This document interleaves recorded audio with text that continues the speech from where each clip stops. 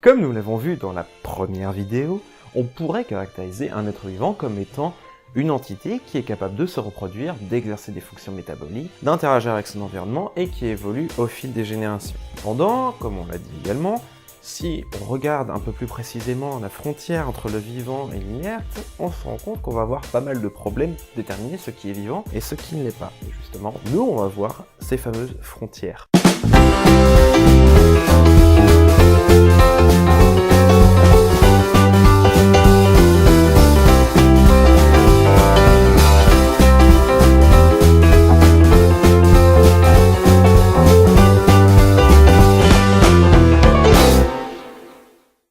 Si vous n'avez pas vu la première vidéo sur le vivant, je vous conseille fortement de la regarder car cette vidéo est la suite de cette première vidéo du coup.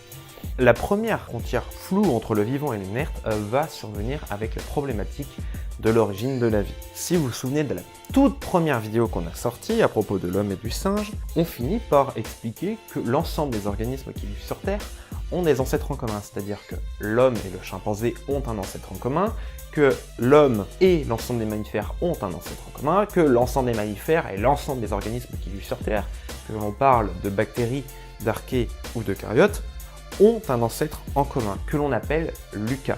Cependant, l'euca n'est pas le premier organisme vivant sur Terre, c'est juste le dernier ancêtre commun universel à tous les êtres vivants qui vivent encore sur Terre. C'est-à-dire que l'euca, qui était probablement un organisme composé d'une seule cellule, avait lui-même des parents unicellulaires. Donc l'euca est issu de la division d'une autre cellule parentale, qui elle-même était issue de la division d'une autre cellule parentale, etc., etc., etc., jusqu'à ce qu'on arrive à la première cellule parentale vivante qui existe. Cette première cellule parentale vivante ne peut pas provenir de la division d'une autre cellule, car c'est la première que l'on caractérise comme étant vivante. Mais du coup, cette cellule vivante, elle vient d'où? C'est là le problème de l'origine de la vie.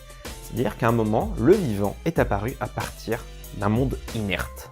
On va pas trop rentrer dans les détails sur l'origine de la vie, car ça mériterait son propre sujet, mais pour faire relativement simple, il y a plusieurs hypothèses des mécanismes qui ont abouti à la formation du vivant. L'une des hypothèses les plus en vogue est celle de l'apparition spontanée de petites molécules chimiques relativement simples qui ont commencé à interagir les unes avec les autres pour former des molécules de plus en plus complexes. Au fur et à mesure, ces molécules complexes ont interagi pour former des molécules particulièrement complexes qu'on appelle des réplicateurs. Ces réplicateurs sont des molécules complexes ou des entités chimiques complexes capables de faire des copies plus ou moins exactes d'elles-mêmes. Donc ces réplicateurs, durant un temps, ont continué à se répliquer, à former des copies de plus en plus complexes d'elles-mêmes. Au bout d'un moment, les réplicateurs se sont retrouvés enfermés dans des bulles de lipides, c'est-à-dire des bulles de gras, et ont formé des réplicateurs particulièrement complexes qu'on appelle protocellules. Ces protocellules se sont divisées entre guillemets et ont continué à se modifier au fil des générations pour former,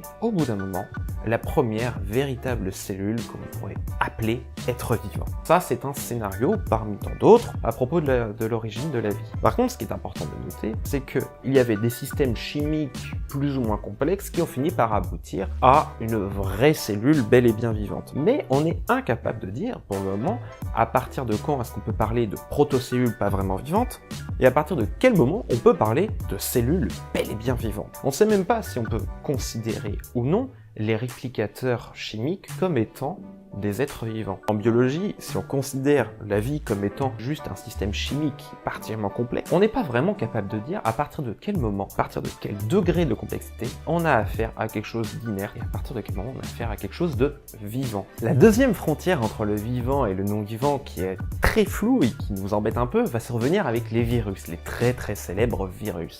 Assez facilement, on confond les virus avec les bactéries, notamment parce que les virus sont responsables de nombreuses maladies, comme le très célèbre VIH qui cause le sida, ou alors les virus responsables des hépatites A, B, C et j'en passe. Cependant, les bactéries et les virus ne sont pas du tout organisés de la même manière. Comme on l'a vu, les bactéries sont des organismes composés de cellules, ce qui n'est pas le cas des virus, et c'est bien ça qui nous pose problème. Un virus est une entité biologique qui va être composée des mêmes molécules que les êtres vivants cellulaires, mais qui ne vont pas être organisés en cellules. En fait, un virus d'ailleurs est le plus souvent, même quasiment tout le temps, plus petit qu'un être vivant. Un virus, c'est un morceau de matériel génétique, de l'ADN par exemple, qui va se retrouver enfermé dans une enveloppe de protéines que l'on appelle capsides. Les virus sont tous des parasites de cellules, c'est-à-dire pénètrent dans une cellule, ce qu'on appelle une infection, afin d'y détourner le métabolisme de cette cellule pour que celle-ci fabrique des copies du virus. Ces copies de virus vont pouvoir ensuite sortir de la cellule et aller en infecter une nouvelle pour recommencer un nouveau cycle. Bien qu'ils ne soient pas composés de cellules, on voit là que les virus sont capables d'une certaine forme de reproduction par leur mécanisme de réplication. De plus, les virus ont la fâcheuse tendance à évoluer au fil des générations. Et c'est quelque chose qui nous pose problème d'ailleurs. C'est à cause de ça que tous les ans on a une nouvelle forme de grippe qui arrive, que les virus comme le VIH résistent de plus en plus aux traitements antiviraux. Donc les virus sont soumis à des processus évolutifs eux aussi et évoluent donc au fil des générations, comme un être vivant. Cependant, les virus possèdent une information génétique extrêmement réduite par rapport aux organismes cellulaires. D'ailleurs, c'est à cause de ça qu'ils ne sont pas du tout autonomes, c'est-à-dire que le peu d'informations génétiques que les virus possèdent ne leur permettent pas d'exercer toutes les fonctions métaboliques qui leur permettraient de se répliquer tout seuls. Les virus sont obligés de parasiter des cellules afin d'y détourner la machinerie cellulaire, c'est-à-dire les réactions métaboliques de la cellule, pour pouvoir se répliquer tranquillement. De plus, les virus semblent totalement inertes lorsqu'ils sont en dehors des cellules. Ce sont ces raisons qui poussent certains scientifiques, voire même beaucoup de scientifiques, à penser que les virus ne sont pas des êtres vivants. Mais tous ne sont pas d'accord.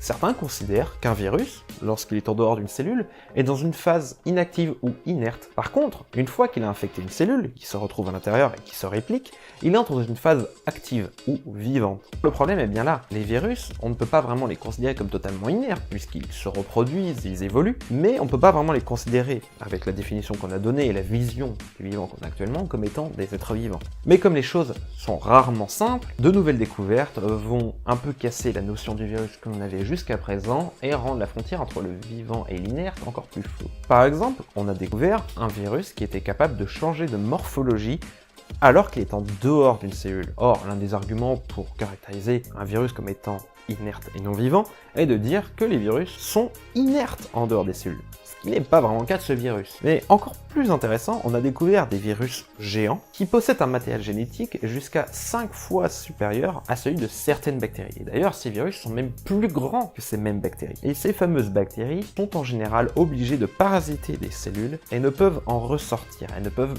pas vivre en dehors de ces cellules et ne peuvent pas se reproduire en dehors de ces cellules. Pourtant, ces bactéries sont caractérisées comme étant des êtres vivants, alors qu'elles ont un certain comportement de virus.